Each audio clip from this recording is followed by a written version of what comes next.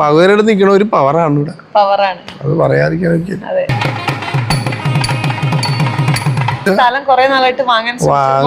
മുടങ്ങിയാണ്, എല്ലാം മുടങ്ങി. ഇവിടെ വന്നു കഴിഞ്ഞിട്ട് അത് നടന്നത്.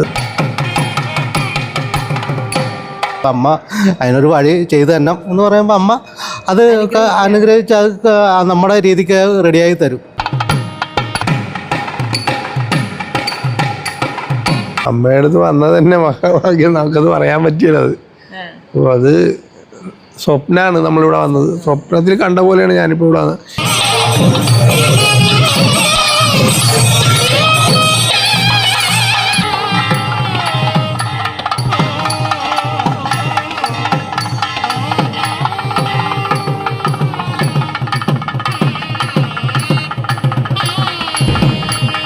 എല്ലാവർക്കും നമസ്കാരം. ഞാൻ രേവതി.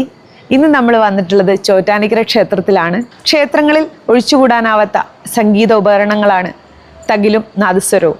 അപ്പോൾ ചോറ്റാനിക്കര അമ്മയ്ക്ക് എന്നും തകിലും നാദസ്വരവും വായിക്കുന്ന വ്യക്തികളെയാണ് നമ്മൾ ഇന്ന് പരിചയപ്പെടാൻ പോകുന്നത്. ചോറ്റാനിക്കര അമ്പലത്തിലെയും സംഗീത ആ ഒരു വാദ്യമേളങ്ങളുടെയും ഒക്കെ വിശേഷങ്ങളാണ് നമ്മൾ ഇന്ന് അറിയാൻ പോകുന്നത്. അപ്പോൾ എല്ലാവർക്കും ഇന്നത്തെ വീഡിയോയിലേക്ക് സ്വാഗതം.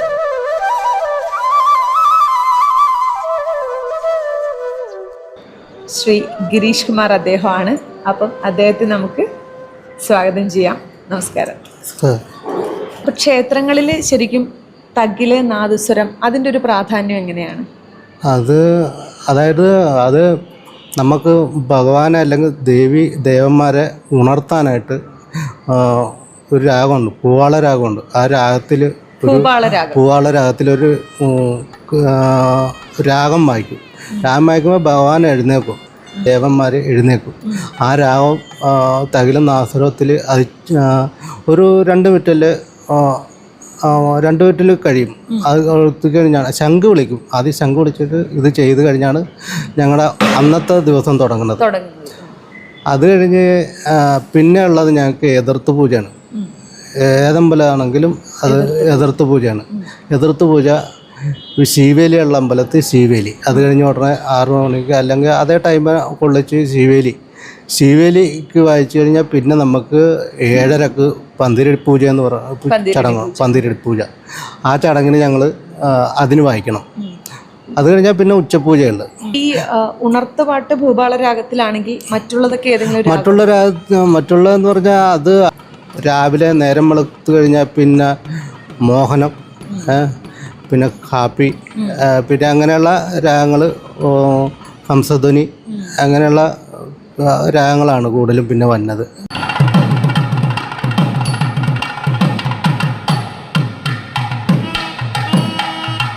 രാത്രി ആയിക്കഴിഞ്ഞാൽ വൈകിട്ട് വായിക്കണം നാട്ടരാഗത്തിലുള്ള കീർത്തനങ്ങളൊക്കെയാണ്. നാട്ടരാഗങ്ങളാണ് പിന്നെ വൈകുന്നേരം വായിക്കണം. അത് പിന്നെ ഇതും വായിക്കാം. പിന്നെ ഉറക്കാൻ നേരത്ത് നീലാംബരി, അതാണ് എല്ലാ അമ്പലങ്ങളിലും നീലാംബരി ഉറക്ക് പാട്ട് എല്ലാ അമ്പലങ്ങളിലും. ദേവനും ദേവിക്കും ഉറങ്ങാനുള്ള ഒരു സംഗീതം നമ്മൾ ഒരുക്കി കൊടുക്കുകയാണ് അല്ലേ? ശരി. ഭഗവാന്റെ കാര്യത്തില് മംഗളവാദിയാണ്. മംഗളവാദിയാണ്. അതായത് നമ്മൾക്ക് ഒരു ഭഗവാന്റെ കാര്യത്തിലും ദേവന്മാരുടെ കാര്യത്തിനൊക്കെ നമ്മൾ അവർക്കൊരു സന്തോഷമുള്ള കീർത്തനങ്ങൾ പാടി നമ്മൾ കേൾപ്പിക്കുക തകിലും നാദസ്വരത്തോടെ. അപ്പോൾ അങ്ങനെ ഉള്ള ഉപകരണമാണത്. രാവിലത്തെ ചടങ്ങ് പള്ളിയോണത്ത്, അത് കഴിഞ്ഞ് എതിർത്ത് പൂജ, ഉച്ചപൂജ. രാവിലത്തെ എതിർത്ത് പൂജ കഴിഞ്ഞ് ശീവേലിയുണ്ട്. ശീവേലി കഴിഞ്ഞ് പന്തിരടി പൂജ, ഉച്ചപൂജ, ശീവേലി. വൈകുന്നേരം അത്താഴപ്പൂജ, ശീവേലി, വൈകിട്ട് പിന്നെ ഗുരുതി പൂജ. ഇത്രയും ആണ് നമ്മൾ ഇവിടെ. ദേവി ഉണരുന്ന മുതൽ ദേവിനെ ഉറക്കിയിട്ടാണ് പോകുന്നത്. അതെ അതെ. അത്രയും ദേവിയായിട്ട് കമ്മ്യൂണിക്കേഷൻ. അതെ അതെ അതെ. നമുക്ക് ദേവിയുടെ നമ്മുടെ ഉപകരണം തന്നെ സംഗീതമാണ്.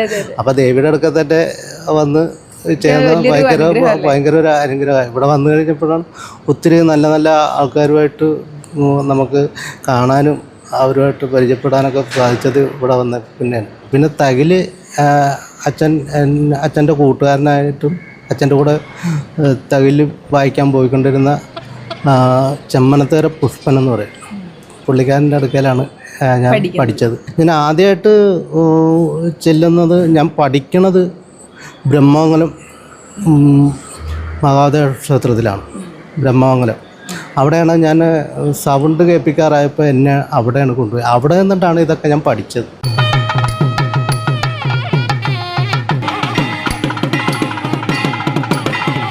ഈ തകിലും നാദസ്വരവും വായിക്കുന്ന സമയത്ത് ഓരോ ചടങ്ങുകൾക്കും വായിക്കുന്നുണ്ടല്ലോ, അപ്പം അതിനു മുമ്പ് ഈ തകിലും നാദസ്വരവും വായിക്കുന്ന നിങ്ങൾ രണ്ടുപേരും തമ്മിലൊരു കമ്മ്യൂണിക്കേഷൻ ഉണ്ടോ? ഇന്ന് ഇതാണ് വായിക്കാൻ പോകുന്നത്, അങ്ങനെ ഒരു പ്ലാനിങ് ഉണ്ടോ? പ്ലാനിങ് ഇല്ല. പുള്ളി നമ്മൾ തകില് തുടങ്ങിക്കഴിഞ്ഞാൽ നമ്മൾ തുടങ്ങി വെക്കും. അപ്പോൾ താളം തുടങ്ങി വെക്കും. താളം തുടങ്ങി വെക്കും. അപ്പോൾ പുള്ളിയുടെ മനസ്സിൽ ഏതാണ് കീർത്തനം വന്നത്, അന്നേരം പുള്ളിക്കാരൻ അങ്ങോട്ട് രാഗം വായിക്കുമ്പോൾ അറിയാം അതിൻ്റെ കീർത്തനമാണ് വന്നെന്ന്. അപ്പോൾ അതനുസരിച്ച് നമ്മളിങ്ങനെ കീർത്തനം തുടങ്ങുമ്പോൾ വായിക്കും, രാഗം വായിക്കും. അപ്പോൾ ഒരു ഏതാണ് ഒരു കീർത്തനം വായിക്കണതിൻ്റെ രാഗം വായിക്കുമ്പോൾ നമുക്കറിയാം അത് ഇന്ന കീർത്തനമായിരിക്കും, അല്ലെങ്കിൽ അതേ അതിൽപ്പെട്ട ഏതെങ്കിലും ഒരു കീർത്തനമായിരിക്കും. അപ്പം നമുക്ക് അതറിയാൻ പറ്റും. കിട്ടുന്നതാണ്.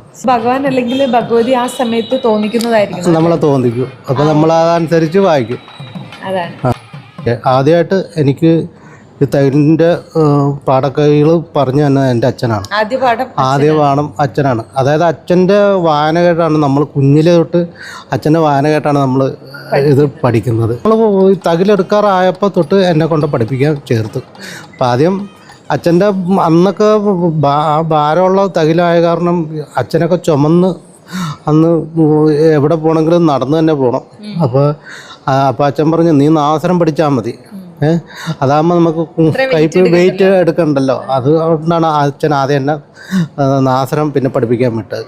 പിന്നെ എൻ്റെ ഉള്ളിൽ അച്ഛൻ്റെ തൈലിൻ്റെ ഇതുണ്ടല്ലോ, അതുകൊണ്ടാണ് നമ്മൾ അച്ഛനാണ് കഴിവുണ്ട്. ഈ ചോറ്റാനിക്കര അമ്പലത്തിൽ വന്ന ശേഷം ഡെയിലി വായിക്കാണല്ലോ, ദിവസേന എന്നും ഉണ്ടല്ലോ.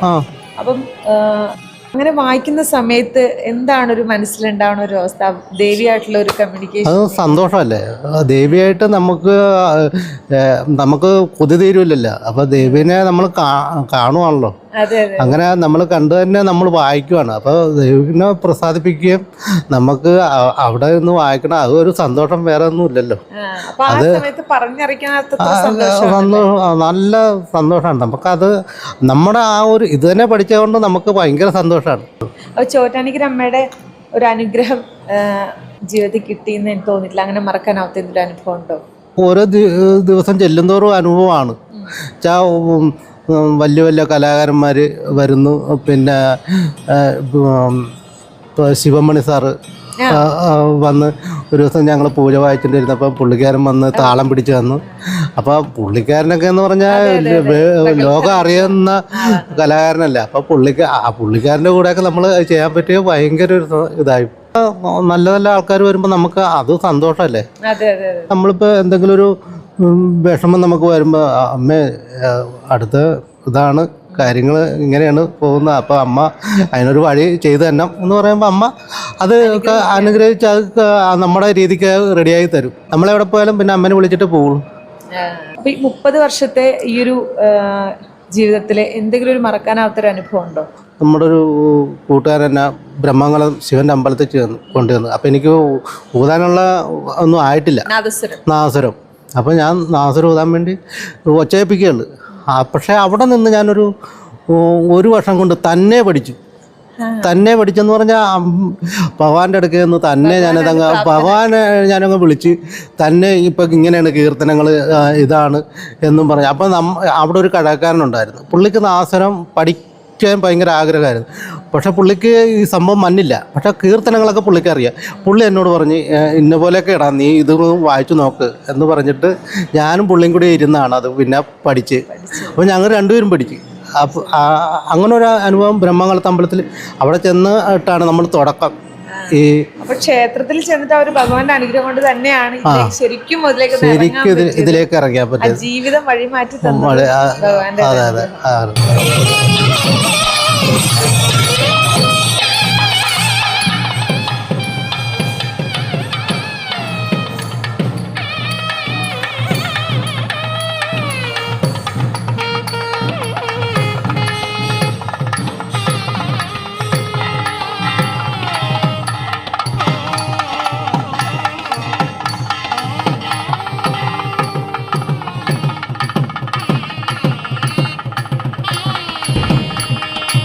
ചോറ്റാനിക്കര ക്ഷേത്രത്തിലെ ചോറ്റാനിക്കര അമ്മയെ എന്നും ഉണർത്തി ഉറക്കുന്ന നാദസ്വരത്തിൻ്റെ ശബ്ദം ഉയർന്നു കേൾക്കുന്ന ഒരു കൈകളുടെ ഉടമയായ ശ്രീ വൈക്കം ഉദയൻ, അദ്ദേഹമാണ് നമ്മോടൊപ്പം ഉള്ളത്. അപ്പോൾ നാദസ്വര വിദ്വാൻ ആയ അദ്ദേഹത്തോട് നമുക്ക് വിശേഷങ്ങളൊക്കെ ചോദിച്ചറിയാം. നമസ്കാരം. ഈ നാദസ്വരം ക്ഷേത്രത്തിൽ വരുന്ന ഒരു ബന്ധം എങ്ങനെയാണ്? എന്താണ് അതിൻ്റെ ഒരു പ്രാധാന്യം? ക്ഷേത്രത്തിൽ ഇപ്പം നമ്മൾ അടിയന്തരക്കാരാണല്ലോ അമ്പലത്തിലാണ്. അപ്പം നമ്മൾ വെളുപ്പിനെ 3:30 മണിക്കാണ് ഇവിടെ പള്ളി കൊടുത്ത് അത് നാദസ്വരം പൂവാള രാഗം വായിക്കണം. പൂവാളാണ് വെളുപ്പിനെ വായിക്കുന്നത്. അത് കഴിഞ്ഞിട്ട് പിന്നെ 5:30 ആകുമ്പോൾ ഇവിടെ പൂജയുണ്ട്. രാവിലെ 5:30 പൂജയ്ക്ക് നമ്മൾ ഒന്നല്ലേ ബലഹരി രാഗം വായിക്കും, അല്ലെങ്കിൽ മോഹനം വായിക്കും, അങ്ങനെയൊക്കെ വായിക്കാം. ആരബി വായിക്കാം. അത് കഴിഞ്ഞിട്ട് പിന്നെ 12 പൂജക്ക് നമുക്ക് വസന്തരാഗങ്ങൾ വായിക്കാം, മറ്റുള്ള രാഗങ്ങളൊക്കെ വായിക്കാം. പിന്നെ ഉച്ചപ്പൂജക്ക് ഇന്ദോള രാഗം വായിക്കാം. പിന്നെ ഉച്ചശീവലി, അതോടുകൂടി അത് തീർന്നു.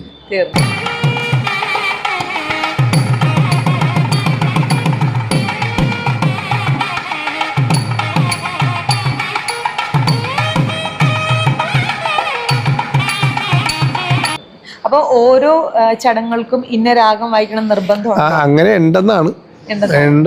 അങ്ങനെ വരുമ്പോഴാണ് രാവിലെ ഈ ബലഹരി മോഹനമൊക്കെ വായിക്കുന്നത് രാവിലെയാണ് കൂടുതൽ. ഉദയനാപുരത്ത് ശങ്കരാണ പണിക്കരാണ് എൻ്റെ ആശാൻ. വൈക്കം ഷാജി ആശാൻ്റെ അടുത്ത് കുറച്ച് നാൾ അവിടെ പോയി.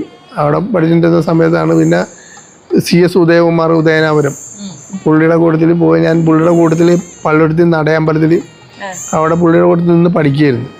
ഒരു 5 കൊല്ലം പുള്ളിയുടെ കൂട്ടത്തിൽ നിന്ന് പഠിച്ചുകൊണ്ടിരിക്കുന്ന സമയത്താണ് ചേരാലിൻ്റെ അമ്പലത്തിൽ നിന്ന് ആസനത്തിൻ്റെ ഒഴിവുണ്ടായി. അപ്പോൾ എന്നെ ദേവസ്വത്തിൻ്റെ കീഴിൽ അപ്പോൾ സാർ എന്നോട് പറഞ്ഞു അവിടെ ഒരു നാസരത്തിൻ്റെ ഒഴിവുണ്ട്, അപ്പോൾ അങ്ങനെയാണെങ്കിൽ ഉദയനും ജോലിക്ക് പോകാൻ പറ്റുമെന്ന് വെച്ചാൽ അങ്ങനെയാണ് ഞാൻ ജോലിയിലോട്ട് അങ്ങോട്ട് പോകുന്നത്. തകിലും നാദസ്വരം എന്ന് പറയുമ്പോൾ രണ്ടും വളരെയധികം ബന്ധപ്പെട്ട് കിടക്കുന്ന 2 വാദ്യോപകരണങ്ങളാണ്. തീർച്ചയായിട്ടും ഒരെണ്ണം ഇല്ലെങ്കിൽ മറ്റേതിന് ഇല്ല എന്നുള്ളത്. രണ്ടുപേരും തമ്മിലുള്ള കമ്മ്യൂണിക്കേഷനും അങ്ങനെയാണ്. അപ്പം നിങ്ങൾ തമ്മിലൊരു പ്ലാൻ ചെയ്യാറുണ്ടോ? എനിക്ക് അടുത്തത് ഇന്നത് വായിക്കാം, അങ്ങനെ പ്ലാൻ ചെയ്യാറുണ്ടോ? അതിപ്പോൾ ഞങ്ങൾ രണ്ടുപേരും കൂടി വായിക്കുമ്പോൾ ഗിരീഷിന് അത് മനസ്സിലാകുന്ന, ഞാൻ ഏതാ വായിക്കണമെന്ന് മനസ്സിലാകുമ്പോൾ അത് അഡ്ജസ്റ്റ് ചെയ്ത് ഞങ്ങൾ വായിച്ചു പോകും. നാദസ്വരം വായിക്കുന്ന സമയത്ത് ഇപ്പം ചോറ്റാനിക്കര അമ്പലത്തിലാണല്ലോ, അപ്പൊ ദേവി ഇങ്ങനെ തോന്നിച്ചു തരുമോ ഇന്നതിന്ന് വായിക്കാം, അങ്ങനെയാണോ? അതോ നമ്മുടെ ഒരു നമ്മുടെ മനോധർമ്മമാണ്. ഭഗവതിനെ നമ്മൾ പ്രാർത്ഥിച്ചിട്ടാണ് നമ്മൾ തുടങ്ങുന്നത്. അപ്പം ദേവിക്ക് ചിലപ്പോൾ നമ്മൾ ദേവിയുടെ പാട്ടായിരിക്കും ചിലപ്പോൾ വായിക്കുന്നത്, ചിലപ്പോൾ വേറെ കീർത്തനങ്ങൾ ഭക്തിഗാനങ്ങളൊക്കെ ആയിരിക്കും നമ്മൾ അങ്ങനെ ആ സമയത്ത് ചിലപ്പോൾ വായിക്കുന്നത്. ദേവന്മാർക്കും ദേവിമാർക്കും ഒക്കെ ഇഷ്ടമുള്ള ഒരു രാഗം ഏതാണ്? രാവിലെ ബലഹരി രാഗം, മോഹന രാഗം, ആരബി രാഗമൊക്കെ ഭഗവതിക്ക് മറ്റു രാഗങ്ങളാണ് അതൊക്കെ ഏറ്റവും ഇഷ്ടമുള്ള. പിന്നെ വൈകിട്ടാണെങ്കിൽ ആനന്ദഭൈരവി. പിന്നെ രാത്രി ഇപ്പോൾ നമുക്ക് വേറെ ഏതെങ്കിലും രാഗങ്ങളൊക്കെ വായിക്കണോണ്ട് ധ്വജാവന്ത്യ അങ്ങനെയുള്ള വേറെ രാഗങ്ങളൊക്കെ വായിക്കണോണ്ട് കുഴപ്പമില്ല. പൊതുവെ അങ്ങ് ചൂസ് ചെയ്യുന്ന രാഗങ്ങൾ ഏതൊക്കെയാണ്? അങ്ങനെയില്ല. എല്ലാത്തിലും അപ്പം ഇത്രയും കൊല്ലത്തെ ഒരു എക്സ്പീരിയൻസ് ഉണ്ട്, ഏതാണെങ്കിലും നമുക്ക് വായിക്കാം എന്നുള്ളത്. എനിക്ക് എന്നാലും കുറച്ചേ ഉള്ളു, എന്നാലും ഞാൻ അത് അഡ്ജസ്റ്റ് ചെയ്ത് വായിച്ചു പോകണമെന്ന് മാത്രമേ ഉള്ളൂ. ദേവിയുടെ അനുഗ്രഹം. തീർച്ചയായിട്ടും. ചോറ്റാനിക്കര ക്ഷേത്രത്തിൽ വന്നിട്ടുള്ള ഒരു അനുഭവം എങ്ങനെയാണ്? ഈ അമ്പലത്തിൽ വന്ന ശേഷം ജീവിതത്തിൽ വന്ന മാറ്റങ്ങളോ അല്ലെങ്കിൽ എന്താണ് ഒരു അനുഭവം? അമ്മയുടെ അടുത്ത് വന്നത് തന്നെ മഹാഭാഗ്യം, നമുക്കത് പറയാൻ പറ്റിയത്. അത് സ്വപ്നമാണ് നമ്മളിവിടെ വന്നത്. സ്വപ്നത്തിൽ കണ്ട പോലെയാണ് ഞാനിപ്പോൾ ഇവിടെ വന്നത്. എനിക്ക് 2-3 പ്രാവശ്യം മാറ്റം വന്നിട്ട് ഞാൻ ഇങ്ങോട്ട് വരികയില്ലെന്ന് പറഞ്ഞ് പേടിച്ച് നിൽക്കുകയായിരുന്നു. എന്ന് വെച്ചാൽ നമുക്കിവിടെ വായിക്കാൻ അത്രയും ഇപ്പോഴും എനിക്ക് പേടിയാണ്. എന്ന് വെച്ചാൽ ഭഗവതി അങ്ങനത്തെ ഒരു പവറാണ് ഇവിടെ. അത് നമുക്ക് പറയാതിരിക്കാൻ, ലോകം മുഴുവൻ നിറഞ്ഞു നിൽക്കുകയാണ്. അപ്പോൾ ഭഗവതിയുടെ അടുത്ത് വന്ന് വായിക്കണം എന്ന് പറഞ്ഞാൽ എൻ്റെ അമ്മയെ അത് നമുക്ക് പറയാൻ പറ്റിയത്. ഭഗവതിയെ നമുക്കൊരു വഴി കാണിച്ചു തരുന്നത് അത്രേ ഉള്ളൂ. തീർച്ചയായിട്ടും. അനുഭവം എന്ന് പറഞ്ഞാൽ ഞാൻ ഇപ്പൊ സ്ഥലം വാങ്ങിക്കണമെന്ന് പറഞ്ഞിരുന്നു, ഒത്തിരി നടന്നില്ല. ഇവിടെ വന്നു കഴിഞ്ഞിട്ടാണ് ഞാൻ സ്ഥലം വാങ്ങിച്ചത്. അത് നമ്മളെ പറയില്ല. അതിന്റെ ഞാൻ ഭഗവതിക്ക് അതിന് ശർക്കര കൊണ്ട് തുലാഭാരം ഞങ്ങൾ എല്ലാവരും നടത്തി ഇവിടെ വന്ന്. ഞങ്ങൾ എല്ലാവരും ഇവിടെ വന്ന് നടത്തി. മുടങ്ങിയാണ്, എല്ലാം മുടങ്ങി. ഇവിടെ വന്നു കഴിഞ്ഞിട്ട് അത് നടന്നത്. അത് പറയാതിരിക്കാനൊക്കെയാണ്. ഞാൻ ഒത്തിരി സ്ഥലത്ത് ഇങ്ങനെ നമുക്ക് നമ്മുടെ സാമ്പത്തികം കൊണ്ട് നമുക്ക് സ്ഥലം വാങ്ങിക്കൽ നടക്കില്ല. അതുകൊണ്ട് നാട്ടിൽ തന്നെ നമുക്ക് ഭഗവതി നമുക്ക് അവിടെ തന്നെ കാണിച്ചു തന്നു. അത് കാരണം അവിടെ തന്നെ വാങ്ങിച്ചു നമ്മൾ. അത് ഇവിടെ വന്നു കഴിഞ്ഞിട്ടാണ് കേട്ടോ. ഇവിടെ വന്നു കഴിഞ്ഞിട്ട് എനിക്ക് അതുകൊണ്ടാണ് ഭഗവതിക്ക് ഇവിടെ തുലാഭാരം ഞങ്ങൾ 3 പേരും വന്ന് തുലാഭാരം നടത്തി. ഇനി എറണാകുളത്തപ്പൻ്റെ അടുത്ത് 1001 കുടം ധാരജന അഭിഷേകം അത് നേർന്നിട്ടുണ്ട്. അത് ഉടനെ നടത്തില്ല. അവിടെ 4 കൊല്ലം നിന്നതല്ലേ. അതെ അതെ തീർച്ചയായും. അല്ല, എല്ലാം ദൈവത്തിന്റെ ഒരു അനുഗ്രഹമാണ്. പ്രത്യേകിച്ച് ഇപ്പം മേൽശാന്തി തൊട്ട് എല്ലാവരും, ഇപ്പം അമ്പലത്തിലുള്ള എല്ലാവരും പുലർച്ചെ തൊട്ട് ദേവി ഉറങ്ങുന്നതിന് ശേഷം മാത്രം ഉറങ്ങുന്ന ആൾക്കാരല്ല. അത്രയും തീർച്ചയായിട്ടും ഒപ്പം നിങ്ങൾ നിൽക്കുന്നുണ്ട്. ആ ഒരു സാന്നിധ്യം എപ്പോഴും ഉണ്ട്. അപ്പൊ അത് ശരിക്കും ജീവിതത്തില് ശരിക്കും ഒരു അനുഗ്രഹമായിട്ട് ഉണ്ടാവും. ശരിക്കും പറയാതിരിക്കാനൊക്കെ ഇല്ല. ഇവിടെ വന്ന് ഞാൻ പറയല്ലേ, എനിക്ക് 3 പ്രാവശ്യം ഇങ്ങോട്ട് എന്നെ വെക്കാൻ നോക്കിയിട്ട് ഞാൻ താല്പര്യപ്പെട്ടില്ല. എന്താ അറിയാ, യൂണിയൻകാർ തന്നെ എന്നോട് പറഞ്ഞു. ഞാൻ മരിക്കലെന്ന് പറയും ഇവിടെ. എന്നെ എനിക്ക് അത്രയും പേടിയാണ് ഇവിടെ ഇപ്പോഴും ഞാൻ പേടിച്ചാ ഇവിടെ നിൽക്കുന്നത്. ഇങ്ങോട്ട് വരാനുള്ള പക്ഷെ വന്നു കഴിഞ്ഞപ്പോ എല്ലാം എന്നാലും അതല്ല, ഭഗവതിയുടെ നിൽക്കണ ഒരു പവറാണ് ഇവിടെ. പവറാണ്, അത് പറയാതിരിക്കാനൊക്കെ. അതെ, നമ്മുടെ എല്ലാ കാര്യത്തിനും ഒപ്പം ഉണ്ടാവും എന്ന് പറയുന്ന പോലെ. തീർച്ചയായും. എപ്പോഴാണ് ഉണരുന്നത്? ഞാൻ 2:45 ഉണരും. 2:45 ഇപ്പൊ ഈ പറഞ്ഞ 2:45 ഉണർന്ന് ഞാനൊരു 3:20 ആകുമ്പോൾ ഇവിടെ വരും, പള്ളി നടത്താൻ വേണ്ടി. അത് കഴിഞ്ഞ് പള്ളി നടത്തി കഴിഞ്ഞ് പോയി കഴിഞ്ഞിട്ട് പിന്നെ 4:30 മണിക്ക് കുളിച്ച് റെഡിയായി അടുത്ത പൂജക്കുള്ള ഇതിന് വരും ഞാൻ ഇവിടെ. എന്നിട്ട് രാത്രി എപ്പോഴാ ഉറങ്ങുന്നത്? രാത്രി 11 മണിയാകുമ്പോൾ കിടക്കുന്നു. അത്രയും പുലർച്ചെ എണീക്കുന്നു. അത്രയും ഇതിലും വലുത് എനിക്ക് ഇനി കിട്ടാനില്ല. ഇത് തന്നെയാണ് ഏറ്റവും വലുത്. അത് പറയാതിരിക്കാനൊക്കെയില്ല. ഉള്ള ഇത് മാത്രമേ എനിക്കുള്ളൂ. അതിനടുത്ത് ഇപ്പോഴും എനിക്ക് പേടിയാ ഇവിടെ നിന്ന് വായിക്കാൻ എന്നുള്ള പറയില്ല. പക്ഷെ ആ ഭയത്തെയൊക്കെ മറികടന്ന് ദേവി മുന്നോട്ട് നയിക്കുന്നു. ഭഗവതി നമ്മളെ കൊണ്ടുപോയി മുമ്പോട്ട്. ആ ഒരു ഇത് താനെ വരും. എത്ര വർഷാലും സമയത്ത് വരും. ചോറ്റാനിക്കര ക്ഷേത്രത്തിലെ ചോറ്റാനിക്കര അമ്മയുടെ അടുത്ത് സംഗീത വിസ്മയം തീർക്കുന്ന 2 കലാകാരന്മാരുടെ വിശേഷങ്ങളും ചോറ്റാനിക്കര അമ്പലത്തിലെ അമ്മയുടെ വിശേഷങ്ങളും ഒക്കെയാണ് നമ്മളിന്ന് പങ്കുവച്ചത്. അപ്പോൾ പുതിയ വിശേഷങ്ങളും കാഴ്ചകളുമായിട്ട് നമുക്ക് വീണ്ടും കാണാം. അതുവരയ്ക്കും നന്ദി, നമസ്കാരം.